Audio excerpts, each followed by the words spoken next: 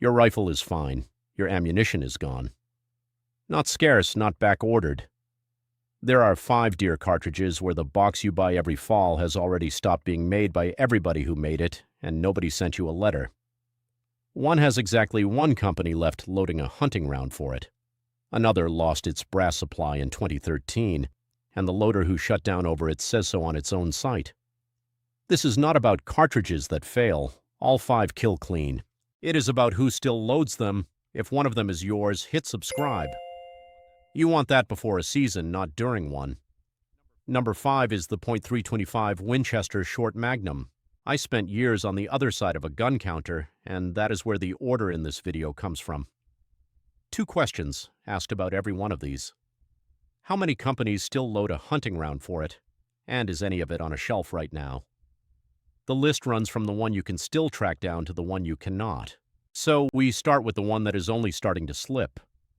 It got introduced at the SHOT Show in 2005, and it was Winchester's own idea. 8mm bullet, short magnum case, built to run in a short action and hit like a .30 caliber magnum without the length. On paper, it was a smart cartridge. A writer for the National Rifle Association's American Hunter described how hunters received it with one word: lukewarm. That is his word, not mine, and it is the most polite summary of what happened next that anyone has written.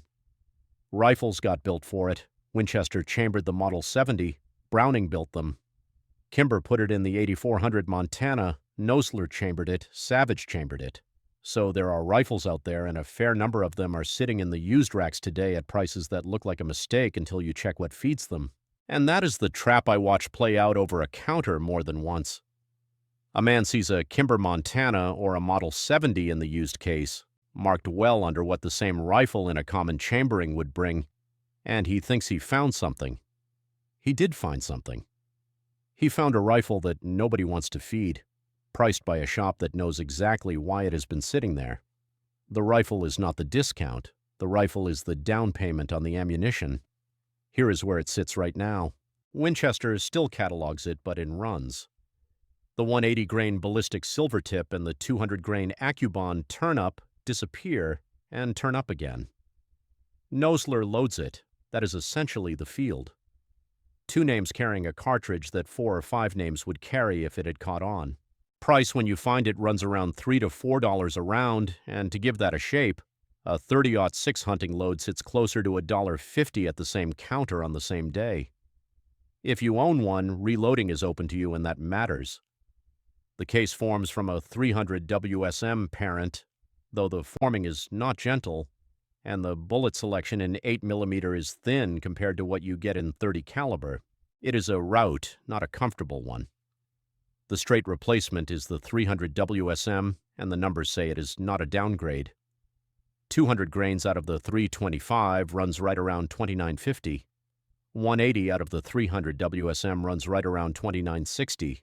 Same rifle footprint, same action length, same terminal result on a whitetail, and the ammunition is on every shelf in the country. I want to be careful here because there is nothing wrong with this cartridge.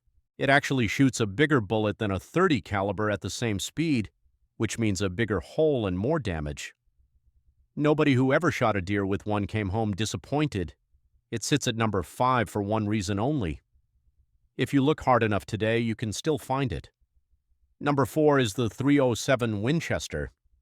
In 1982, Winchester did something clever. They took the .308 case, put a rim on it, thickened the web so it could run at lever gun pressures with a flat nose bullet in a tube magazine, and dropped it into the Model 94 Big Bore. The idea was a lever action that hit like a bolt gun. The idea worked. The problem is what happened to the rifle. The Big Bore line came and went, and the sources do not agree on when. A newspaper account puts the end of it in 1998. Collectors who track Winchester production put the Big Bore run ending in 1987. I am not going to pick one and pretend the record is clean because it is not. What is not in dispute is that the .307 was the best-selling of the Big Bore chamberings, which is exactly why there are rifles in hands today. Marlin worked on a .336 and .307, and by the account of people who followed that project, no rifle in that chambering ever reached the market. Prototypes, and that is all. So what feeds them now? Winchester's Super X 180 grain PowerPoint is described by retailers as occasionally available, which is retail language for we get it when we get it. Horn 80 runs the Lever Evolution 160 grain FTX in batches. HSM loads it. Everything on that list moves in runs, not in continuous production, and when you check the big sellers, you find the listing there and the box gone. 250 to 350 around when it lands. Reloading is the obvious answer, and it is half an answer. 30 caliber bullets are the most common bullets on Earth, so that side is free. The brass is the wall. It is semi-rimmed with a thicker web, and you do not simply run 308 brass through a die and make 307 out of it. You need 307 brass, and 307 brass shows up the same way the loaded ammunition shows up. In runs, the replacement is sitting right next to it, and this is the part that stings. The 308 Winchester, 180 grains out of the 307 leaves at about 2510 with about 2,500 foot-pounds. 180 out of the 308 leaves at about 2620 with roughly 2740. That is a whisker. If you want to stay in a lever gun, the 3030 and the 350 Legend are both alive and both cheap. And the honest defense of the 307 is that it is a better cartridge than the thing that replaced it in the lever world. It leaves the muzzle roughly 375 feet per second faster than a 3030 with the same bullet weight. It was not beaten on performance. It was beaten on the rifle going out of production, and once the rifle stopped, the ammunition followed it down. Number 3 is the 356 Winchester. Same family, same year, same idea. Where the 307 was a rimmed 308, the 356 was the bigger brother, a 35 caliber built on the same thinking. And of the 3 big-bore chamberings, this one is the one hunters bought least. That sentence is the whole reason it is at number 3 instead of number 5. The numbers on the rifles are small. Marlin built a 336 in 356, and the count that circulates from people who research those rifles is about 2,000 of them before Marlin dropped it in 1987. Winchester stopped in 87, brought it back in 88, and dropped it again by the middle of the 90s. So you are looking at a handful of years of production across 2 companies, and then silence. What loads it today? Winchester's Super X 200 grain is on paper and hard to lay hands on. HSM builds a 200 grain Sierra load. Horn 80 appears now and then. Ammunition writers describe the cartridge as mostly defunct, and that is community judgment rather than a company statement. So take it as the mood of the market and not as a fact of production. What is a fact is what happens when you search for it. You find listings and you find zeros. Hunters who own these rifles post about what they pay, and I want to flag clearly that this is what owners report, not something anyone verified for you. One of them found 2 boxes at a local shop for $42. Another described a new old stock going for around $75 a box. At 20 rounds, a box that is $2.10 to $3.75 a round for ammunition that has been sitting in a warehouse since before some of you had a hunting license. The brass tells the same story. Owners who reload it report paying about $1 a case when they can find cases at all, and the phrase "when you can find it" does a lot of work in those posts. 35 caliber bullets are easy. It is the case that is the choke point, and that is a pattern you are going to see run through this entire list. The direct swap is the 358 Winchester, and it is close enough that the argument is almost academic. 50 to 100 feet per second separates them with the same bullet diameter, same job, same result, and the 358 is in a completely different position on the shelf. Horn 80's custom load runs near $1.93 a round, and it is actually in stock, which is roughly half of what the cheapest .356 costs you on a good day. If you want to stay in a lever, the 308 in a Browning or the 350 Legend will do the work. And again, the defense. This is a superb close-cover cartridge. 200 grains of 35 caliber at lever gun distance kills black bear and elk with authority, and it kills a whitetail so thoroughly that the question never comes up. Nobody stopped buying the .356 because it did not work. They stopped buying it because the rifle was expensive, the recoil was real, and the 3030 next to it on the rack cost less to feed. The market did not judge the cartridge. It judged the price tag. Number 2 is the 284 Winchester, and this one is different from everything above it because the problem is not just that companies stopped loading it. The problem is baked into the shape of the case. Start with the rifles because this is the cartridge people assume is rare and it is not. Winchester built 283,879 Model 88s in total, and roughly 35,300 of those were chambered in 284, including about 7,000 carbines. The Model 100, the semi-auto version, ran 262,838 rifles with a share of those in 284 as well. Savage chambered it in the 99, Ruger chambered it in the M77. Added up, and there are tens of thousands of 284 rifles in American hands, and a lot of them belong to men who inherited them. Now the shelf. Today, the hunting ammunition for it comes from HSM. One company. The 160 grain Sierra Game King runs about $356 to $375 a round. The 180 grain sits near $389, and a large share of the sellers listing it are showing zero on hand. Winchester's own load, the 150 grain Super X, is effectively gone. Federal does not catalog it, Hornady does not catalog it, Remington does not catalog it, Nosler does not catalog it. Winchester invented this cartridge and Winchester walked away from it, and now one specialty loader is holding the entire thing up. Here is the part that separates this from every other cartridge on the list, and if you own one of these rifles, this is the sentence to remember. You cannot make the brass out of something else. The 284 has a rim that measures 473 thousandths, which is the standard bolt face, but the body of the case measures 501 thousandths. A 308 or a 243 measures about 470 thousandths at the base. So the case is fatter than the case it looks like by 30 thousandths, and there is no ordinary die on Earth that expands a 308 case out to 284 dimensions. Every other orphan on this list has some parent case you can beat into shape. This one does not. There is one back door, and it is worth knowing. The 6.5 by 284 Norma shares that fat body, so you can neck that case up to 284 and get there. It works, it needs the correct shell holder for the 284, and it means your supply of 284 brass now depends on somebody continuing to make brass for a target cartridge instead of a hunting one. That is a thinner thread than most people realize when they hear that a solution exists, which puts everything on the brass makers. Peterson brass is available, and as of this month, Graff & Sons lists 50 cases for $78.99, which comes to $1.58 a case. That is real, and that is the good news. Lapua is the one that gives me pause, and I am going to use their language rather than mine, because the difference matters.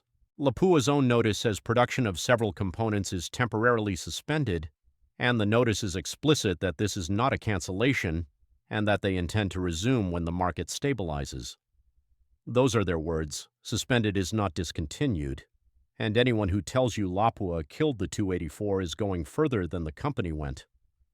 Starline does not make it. Nosler does not make it. So the count of brass makers is short, and one of the names on it is currently paused.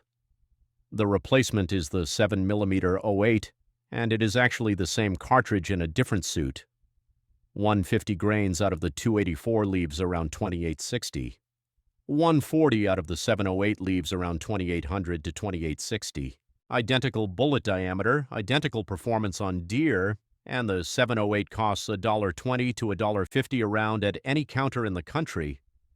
The Pew 80 Remington is the other answer if you have a long action. And the defense of the 284 is the strongest defense on this list. It does what a 270 Winchester does out of a rifle 4 inches shorter, and it takes heavier bullets than the 270 will handle. In 1963, it was ahead of its time. Every short, fat Magnum that came after it copied its homework.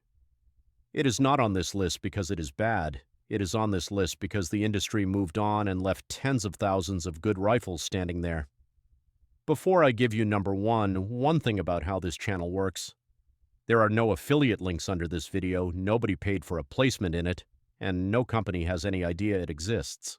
That is on purpose because the moment a manufacturer has a say in a video like this stops being worth watching. What I sell you is the research being honest. That is the entire product. Number 1 is the .348 Winchester. One rifle carried this cartridge. The Winchester Model 71 built from 1936 to 1958, and the American Rifleman puts the total production at 47,254 rifles across those 23 years. Uberti built about 400 more in an 1885 high wall for Cimarron in the mid-2000s. Ruger has listed the number 1 in it. That is the whole population, and here is why it sits at number 1 anyway. Those Model 71s did not go to collectors' vaults. They went to deer camps, and a Model 71 is the rifle a man puts in the hands of his son. 47,000 rifles that all get hunted beats 100,000 rifles that sit in safes. Now the supply, and this is the part that earns the top spot. Winchester dropped the last factory loading, the 200-grain silver tip, back in 1978. That is the first cut, and it happened almost 50 years ago.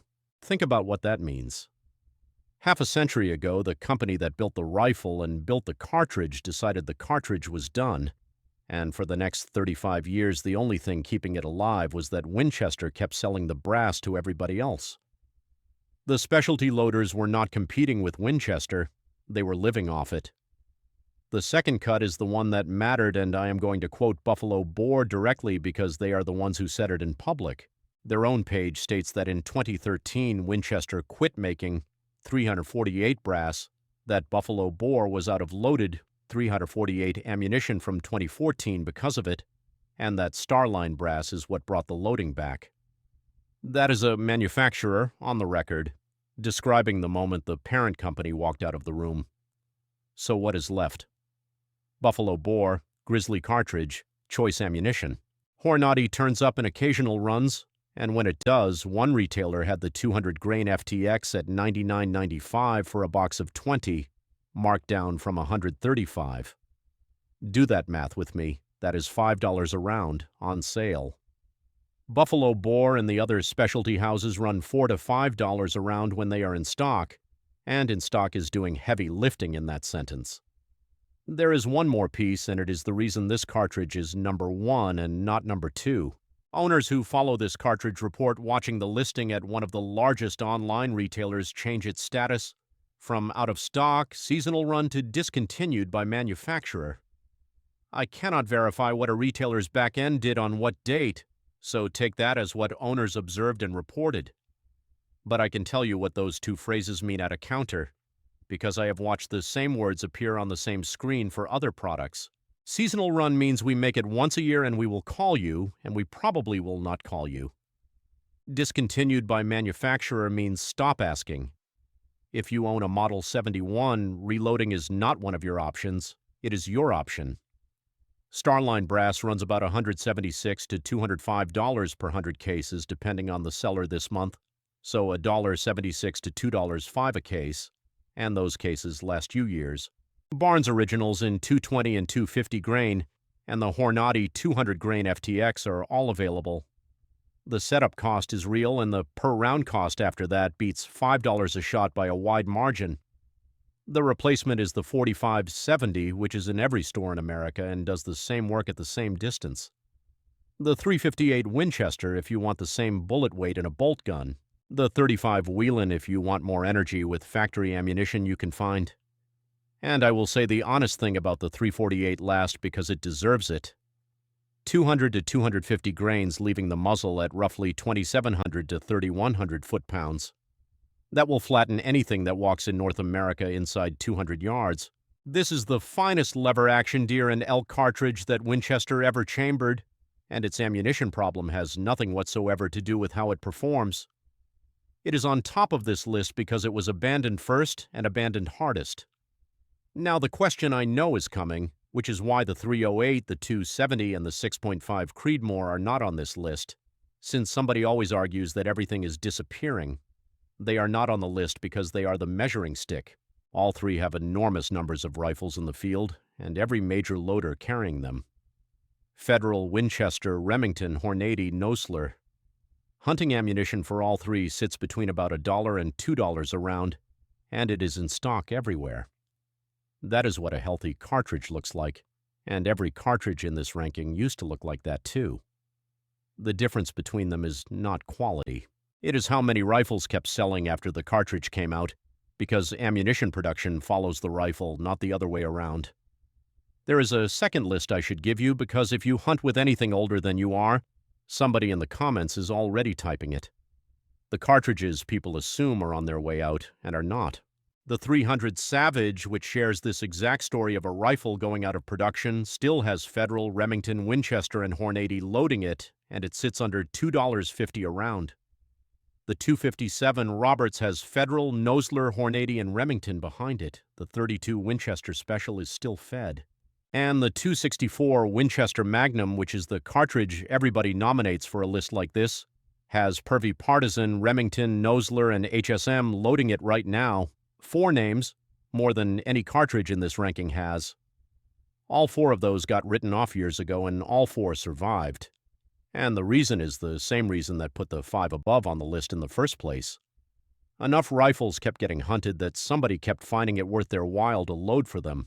Volume is the only thing keeping any cartridge alive, and volume is the one thing none of the 5 in this video ever got. That cuts both ways, and it is worth saying plainly. Being on this list is not a prediction that a cartridge is gone next year. It is a description of how few companies are standing behind it today, and how much thinner that list is than it was 10 years ago. Which brings me to what you do if one of these 5 is in your safe right now. If it is the 348 or the 284, learn to reload or find somebody who does. For the 348, Starline brass at under $2 a case and bullets that are readily available make it a solved problem for anyone willing to buy a press.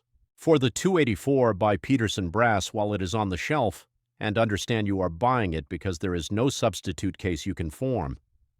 That is the one purchase on this entire list I would not put off. If it is the 307 or the 356, watch for the runs and buy the whole run. When Hornady or HSM puts a batch out, that batch is the year. 2 boxes is not a plan. And if the shooting matters more to you than the rifle does, both of those cartridges have a replacement sitting on the shelf right now that costs a third as much to feed. If it is the 325 WSM, you have the most time of anyone here, and time is exactly what makes people wait too long. Buy the Winchester and Nosler loads when you see them. And if the answer is that you would rather not fight it, selling is not a failure. Every one of these rifles really does have a buyer, because every one of them is a genuinely good rifle. Just know that when you sell it, you are selling it to somebody who is about to have the same conversation at the same counter. Because that is the whole thing, and I want to end where I started. None of these cartridges quit working. Not one of them ever failed a hunter in the field. What failed was the rifle staying in production long enough for the ammunition to make sense, and once that ends, the ammunition leaves the way it always leaves. One line at a time out of a catalog nobody reads, with no announcement and no letter, until the only thing left standing is the rifle. And the rifle is fine. The rifle was always fine.